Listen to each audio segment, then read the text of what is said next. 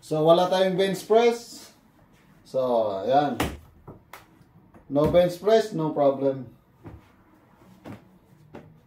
Let's go.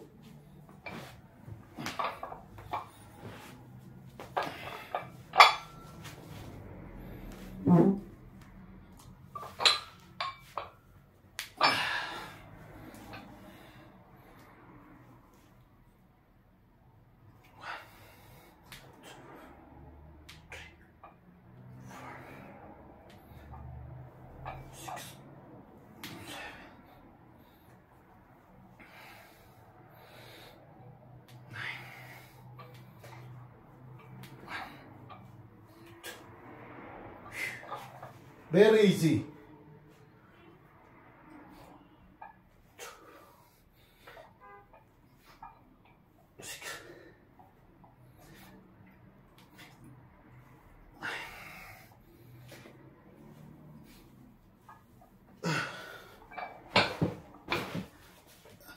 So, wala tayong bench press pero gumawa tayo ng ating mga paraan na safety tayo.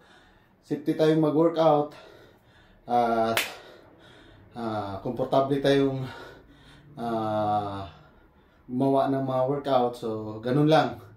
So, napakadali lang. So, sipag lang talaga at diskarte kung paano mag-workout. So, let's go!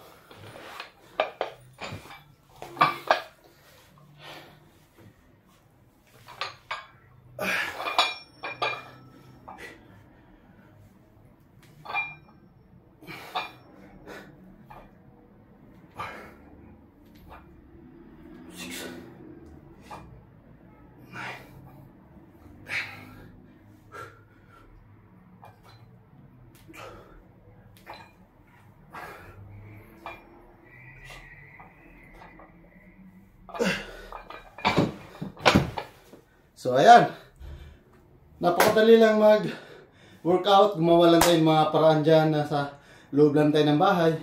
Hindi na tayo lumabas. Hindi na tayo nagpa-endorse sa mga gym dito.